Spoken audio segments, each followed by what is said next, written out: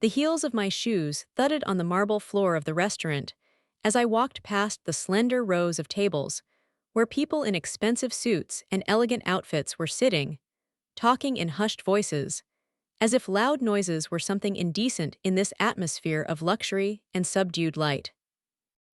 A waiter in an immaculately ironed uniform opened the door to the private alcove lounge for me with a slight bow, and I stepped inside without hesitation, immediately nodding the subdued light, the soft glow of candles on the table, and the muted aroma of expensive wine that already filled the room.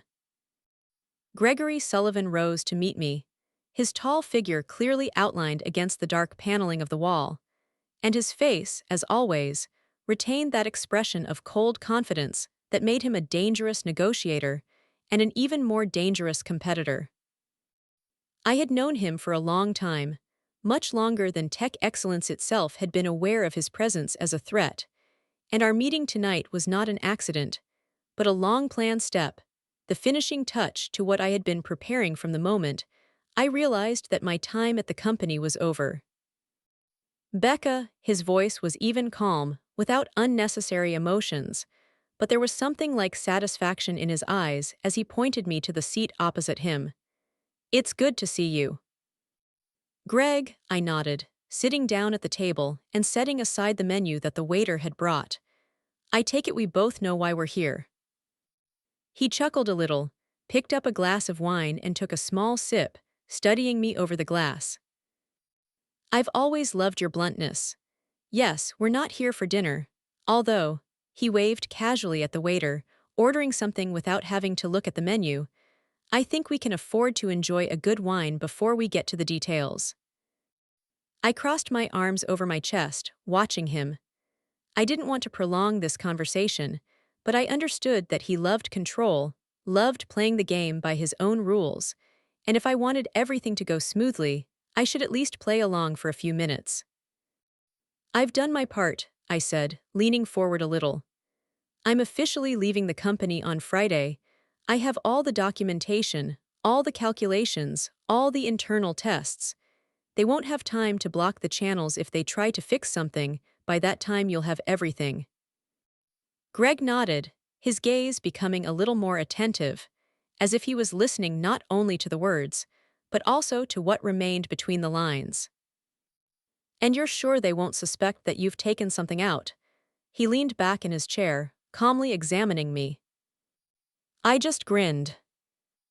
"They are too busy with internal intrigues. They're so sure that I'll just give up and leave quietly that they didn't even bother to check what access I had left." Greg took another sip of wine, his gaze sliding over me appraisingly before he spoke again. "So you're really ready?" I held his gaze. "If I wasn't ready, I wouldn't be here." He nodded, clearly satisfied with my answer, then took a thin folder from the inside pocket of his jacket and placed it on the table in front of me with a light pop. "The contract. The conditions are as we discussed. If you sign up, you'll be on the staff of Precision Systems starting on Monday."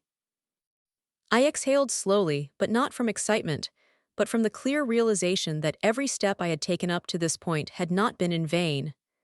I picked up a pen, ran my eyes over the document, even though I knew what would be written there, and without hesitation, I put my signature at the bottom of the page. Gregory Sullivan smiled. "Welcome to the new game, Becca." Thursday began with the obligatory formalities, accompanied by forced smiles and artificially sympathetic speeches that the HR staff seemed to have memorized, trying not to make eye contact with me, as if they were afraid that I would throw some truth in their face that would destroy their illusion of a corporate order where everyone was an interchangeable cog, and dismissal is just a minor reallocation of resources. I sat quietly in the conference room, signing papers in which the company officially said goodbye to me, paying me a standard severance package. But none of these papers mattered anymore, because the real farewell was not here, not in these walls, but where the people who really knew the value of my work they looked at me with confusion and hope, afraid to ask the question that was clearly on their tongue. When I returned to my office, there was already a small envelope on my desk with a short note from the team, just a few lines written by hand, without any formalities, but they touched me the most. Becca, we can't imagine this place without you. You weren't just our leader, you were the one who made us better. Thank you for everything. The signatures of the 6 people I had worked with in recent years, with whom we had created what was now the basis of the company's work, were scattered at the bottom of the page, and I knew I would not let them stay here, abandoned like unnecessary parts in a mechanism that worked only because they believed in it. Value. We have seats for all 6 of them if they're interested, Greg said that night at the restaurant, and now I had to make them understand that this wasn't the end. This was just the beginning.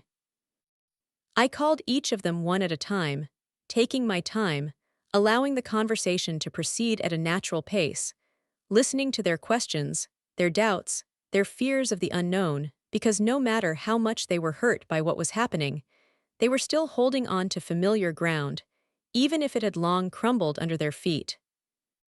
Becca, said Laura, one of the most talented engineers in the team with whom we developed the initial principles of the algorithm, if you leave, then everything is really bad, but what should we do? They'll leave us here, but everything will go wrong without you.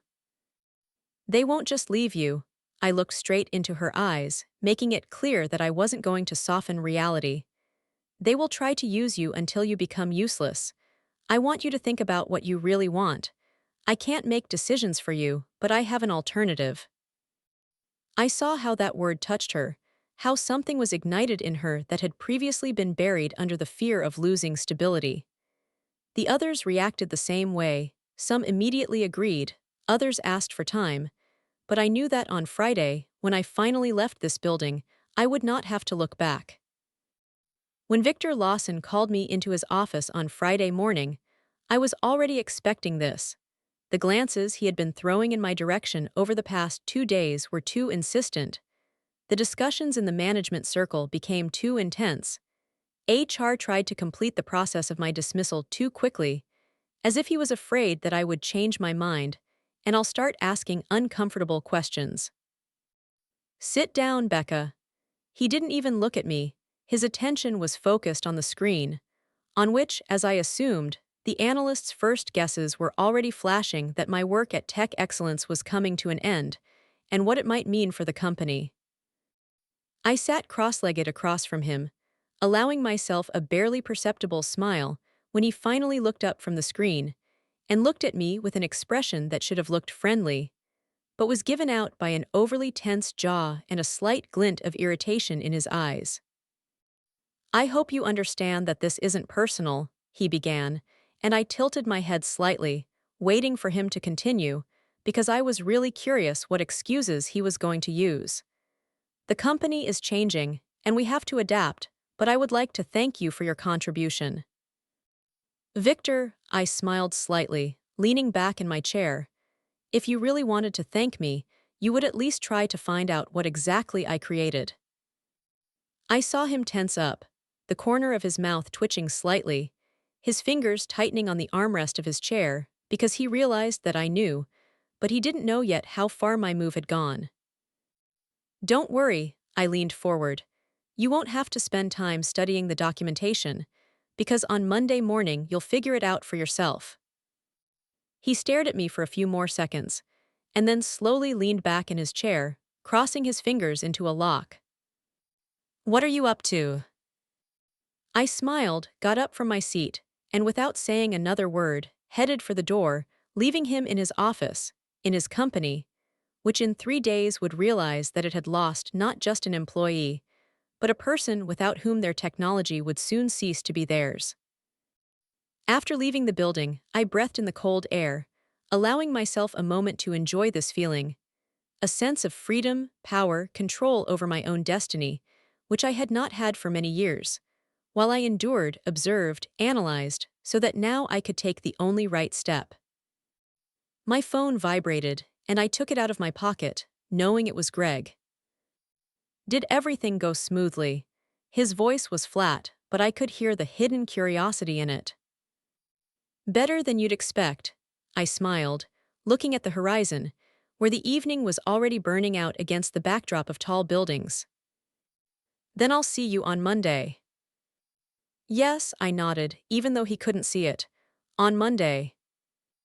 I entered the Precision Systems building with the same confidence that I had been hiding for a long time behind the professional politeness and habitual neutrality that accompanied every meeting at Tech Excellence.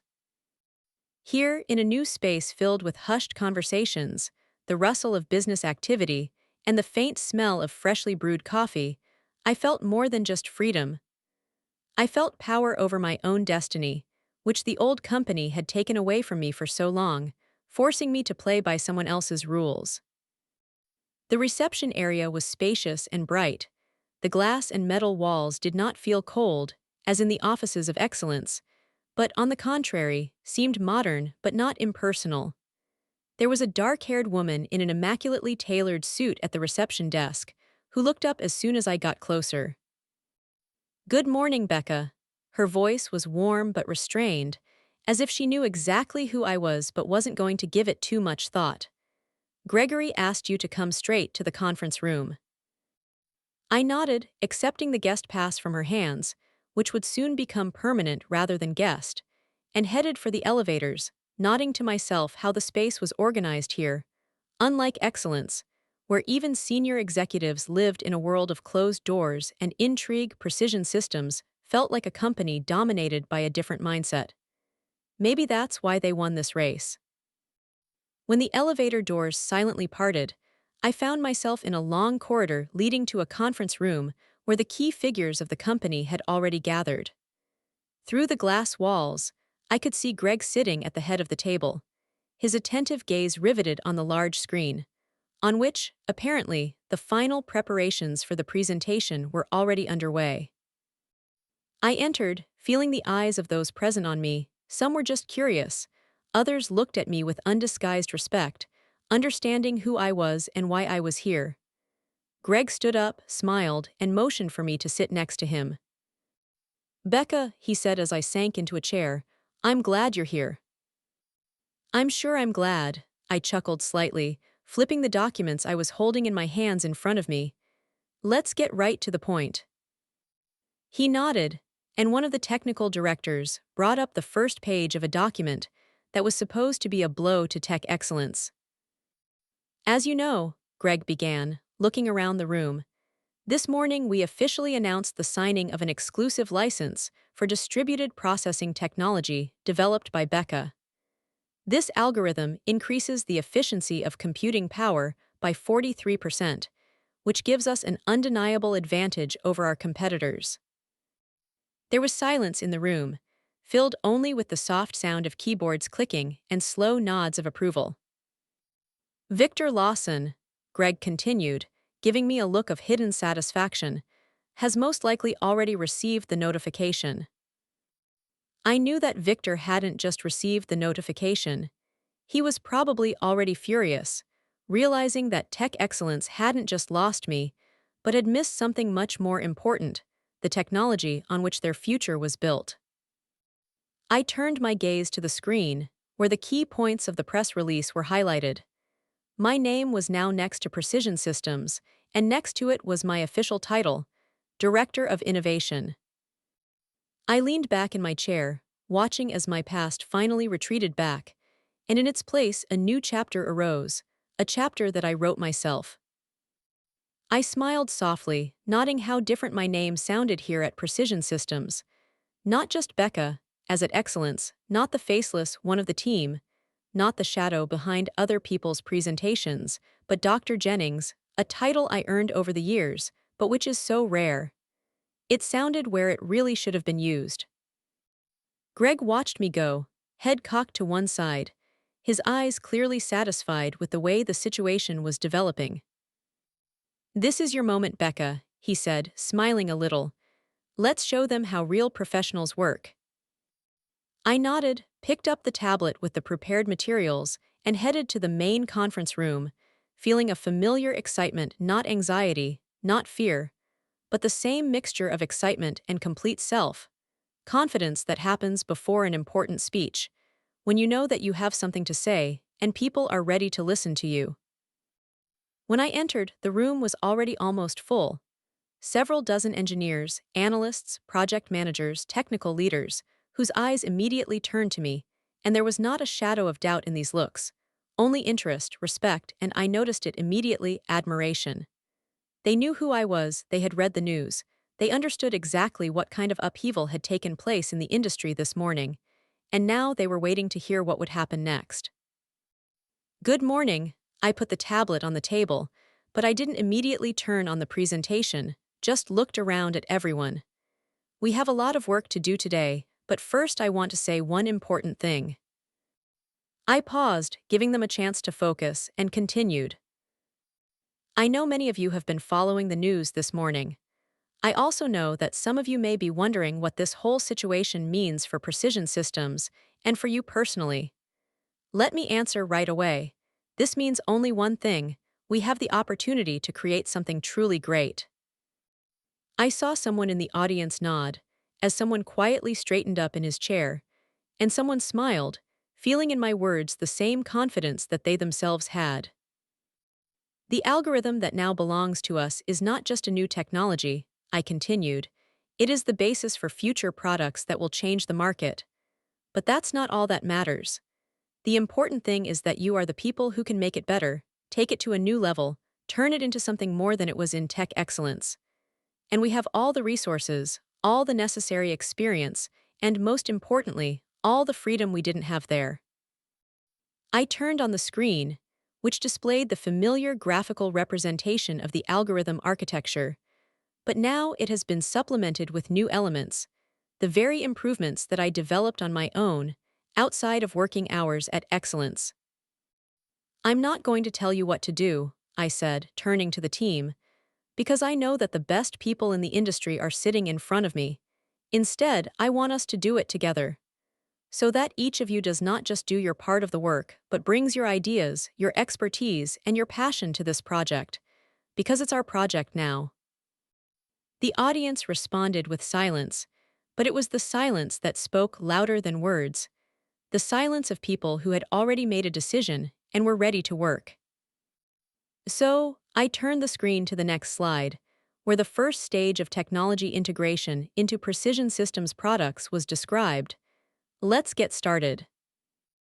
The questions started pouring in immediately. Someone was already flipping through their notes. Someone was typing something on a laptop. The technical leaders were talking to each other, discussing the details, and I realized that this was the moment when the team starts working as a real team, and that was what it was worth going through everything for. What happened in recent weeks? My place was no longer there, in the cold walls of excellence, where I was considered just a piece of machinery that could be replaced. My place was here, among people who believed in what I believed in. I stood at the window of my office, holding a cup of black coffee in my hands, watching the sun slowly creep towards the horizon, painting the glass facades of skyscrapers in warm golden hues. On another day, in another life, in my old life, I might have felt regret. Regret for the years I spent at Tech Excellence, for the people I worked with, for having once put my whole soul into a company that didn't even consider it necessary to give me a chance to fight for your place. But today I only felt satisfied. Everything is going according to plan. Greg's voice came from behind me, and I turned to meet his gaze. He was standing in the doorway of my office, holding a tablet with the latest reports in his hands. To be more precise, even better than we expected. I put the cup down on the table and came closer, glancing at the screen. Any new movements? Victor has officially requested an appointment, Greg chuckled briefly, running his finger down the list of notifications. And he did it not by himself, but through the legal department. Obviously, they have realized that their position is precarious, but they are not ready to admit defeat yet. I crossed my arms over my chest, feeling the corners of my lips twitch in the shadow of a smile. I wonder what exactly they want to discuss. Judging by their recent statements, they intend to resolutely defend their technology. That's why they're stalling, Greg nodded, tossing the tablet onto my desk. They're trying to find a loophole, but as you know, there isn't one. I picked up the device, scrolling down to the latest legal opinion. As expected, our position was impeccable. All the documents, all the timestamps, the entire amount of work that I did on my own equipment and outside of working hours, they could dispute anything, but the facts remain the facts. We'll give them time to digest this, I said, closing the tablet. They are not ready to accept the terms of licensing yet, but soon they will have no choice. Greg grinned with satisfaction. I like the way you think. I shrugged, glancing at the report he'd left. It's not just thinking, it's an experience. By 4 o'clock in the afternoon, my email was inundated with notifications. Tech Excellence continued to pretend to be in control of the situation, but I could see that in reality they were losing control. Their key customers started asking questions, employees started updating resumes, and investors started panicking. The message from Miguel arrived at exactly 4:15 p.m. They are trying to retain employees. Victor announced loyalty bonuses, but judging by the conversations, it won't work. Your name was mentioned more often today than the name of the company. I smiled. Miguel knew what he was doing. He knew what was going on behind closed doors, and he only gave me the information that really mattered. And all this meant only one thing: Tech Excellence was collapsing under its own weight, and they had no one else to blame for it. Monday started with headlines that were impossible to ignore. Every major business publication, every industry blog, and every analytical review discussed the same thing: Tech Excellence in crisis. A strategic mistake turns into a financial disaster, and the loss of key technology threatens the company's future. I was flipping through the news feeds over a cup of morning coffee, watching how discussions were multiplying, how journalists were vying to comment on the situation, how market analysts were already beginning to predict possible scenarios, and in all these scenarios, my name sounded more often than the name of Victor Lawson. Tech Excellence has officially acknowledged that they will either have to license the technology from Precision Systems or find a way to develop an alternative. A statement released by their press service said that the company was confident in its ability to adapt and that the transition process is already underway. But anyone who knew anything about the industry understood that this was nothing more than a desperate attempt to save face. Miguel texted me at 7:45 a.m. before I even got to the office. Victor held a meeting for the leaders. He looked like he hadn't slept all night. He said that we have the resources to build everything anew. Even the most loyal people in the audience didn't look convinced. The accounting department is already starting to count losses. I grinned as I finished my coffee and put my phone in my pocket, knowing that today's events were just beginning. At 9:30 a.m., Greg walked into my office without knocking, with such an expression on his face that I immediately understood. The news came sooner than we expected. They made a move. He tossed the folder onto my desk, sitting down in the chair opposite. I took the documents, skimming the headlines. Tech Excellence has officially filed a notice of the start of the trial. How interesting. I slowly put the folder back down, crossing my arms. And what are they basing their claim on? Greg grinned, clearly enjoying it as much as I was. It's a complete bluff. They claim that the technology was developed within the walls of Tech Excellence and is their intellectual property. Of course, he leaned forward, they are well aware that your documentation is impeccable, but this is the last chance to make us nervous and offer them more favorable licensing terms. I shook my head, grinning. Victor really doesn't know how to lose with dignity. Exactly, Greg leaned back, watching my reaction with pleasure. And that's what makes the situation even more funny. Literally an hour after the notification was submitted, their lawyers contacted our legal department again. It seems that they want an open dialogue about possible cooperation options. I laughed. In other words, they are well aware that they will lose, but they want to stall for time and see if they can get something out. Exactly, Greg grinned.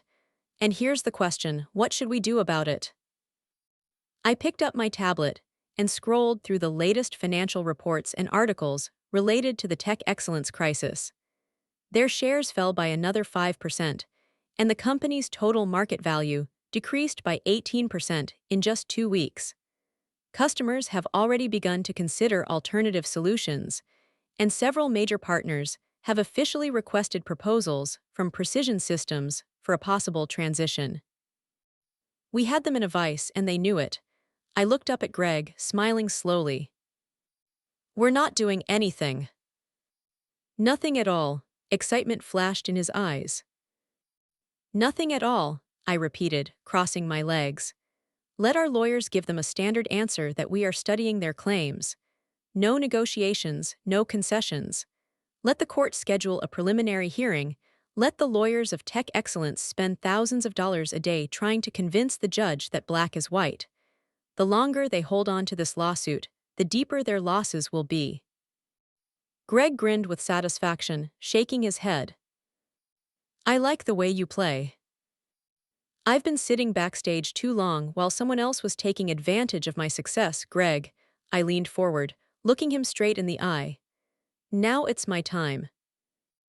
By noon, the situation for tech excellence had worsened even further. 2 of the largest corporate clients officially notified them of the contract review, citing supplier instability. This meant that the companies that had been paying millions for their software no longer trusted them and were looking for an alternative. Miguel sent another message. People are panicking. On the sidelines, they say that the board of directors has begun to consider a possible replacement for Victor. One of the council members is said to have called his actions catastrophic. I couldn't help but smile. My phone vibrated on my desk. Incoming call, Victor Lawson. I tilted my head to the side, watching the blinking screen. He finally broke down. I let the phone ring for a few more seconds, then pressed the button and lifted the receiver to my ear. Victor, what a surprise. There was a tense pause on the other end of the line, then a voice was heard, which now had neither arrogance nor self-confidence, only fatigue and carefully concealed irritation. Becca, we need to talk. I smiled as I looked out the window of my office, beyond which stretched the city that now finally belonged to me. I'm listening. I paused, allowing the audience to digest my words, watching as journalists frantically typed notes, and technicians talked among themselves, discussing what they had heard. I knew that my report would have a resonance, but now, standing under the floodlights, looking into the hall filled with representatives of leading companies, I realized that it was more than just another presentation. I was talking about something that has been hushed up for too long, that in a technological world built on ideas, the people who create these ideas have too often remained in the shadows. How many times have engineers, developers, and scientists created something revolutionary, only to have their work presented under a false name? I looked around the room, seeing some people nodding, recognizing their own experience in these words.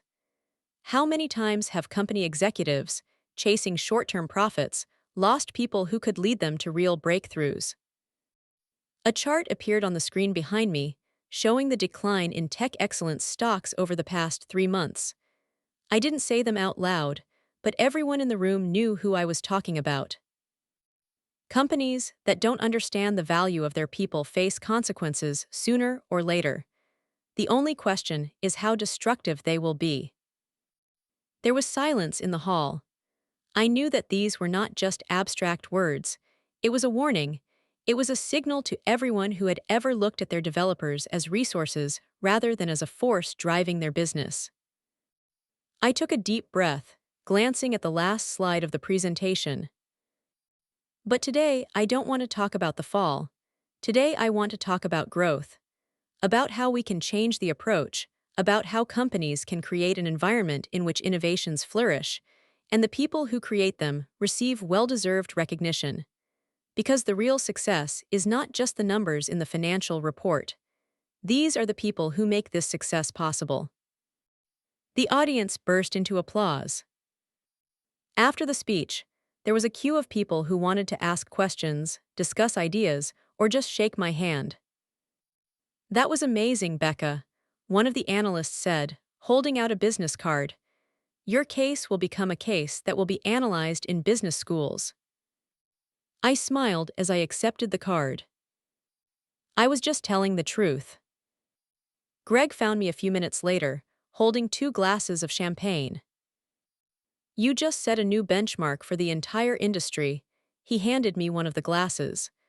I think tech excellence is nervously watching the broadcast right now. I chuckled slightly, remembering how just a few months ago Victor stood on the stage, confident that his company was unshakable. Let them watch. I raised my glass, meeting Greg's gaze. They need to see what real innovation means. I ran my fingers along the edge of the envelope, feeling the smoothness of the paper, which hid an invitation that represented not just another performance, but something much more, an official recognition that I was not just part of the industry, but one of those who change its rules. It's ironic, isn't it? Greg raised his glass, watching me with that smile he always had when he saw how things were shaping up in our favor. Just a year ago, Victor thought that he was getting rid of the superfluous link, and now tech excellence is forced to follow the principles that they rejected. A story that is now being told in business schools. I smiled, shaking my head slightly. Actually, Greg, it's not even a revenge story, although I admit I used to like to think so. This is a story about what happens when a company forgets that its main value is the people who create it. Innovation is not born in faceless conference rooms where reporting is more important than ideas. They appear where people have the freedom to think, experiment, and know that their work really matters.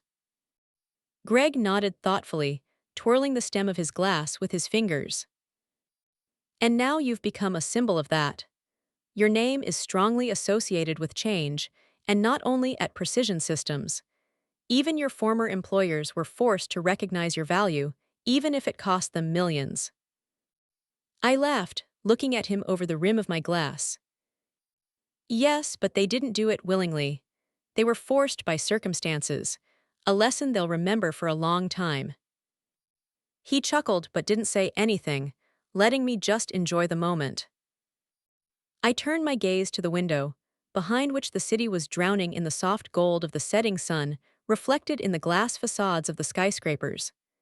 For many years, I worked in the shadows, watching as my ideas became the foundation for other people's successes, as my achievements turned into tools for the ambitions of those who saw developers as just a convenient resource.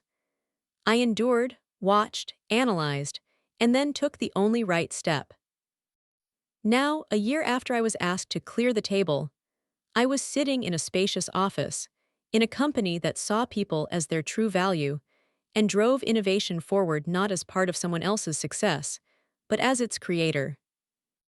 I opened the envelope, scanned the text of the invitation, and then, raising my glass, met Greg's gaze. For a change, Greg, for the future. He smiled, raising his glass. To the people who really create it. The glasses collided softly, filling the office with a crystal clink. I took a sip, knowing that this was just the beginning.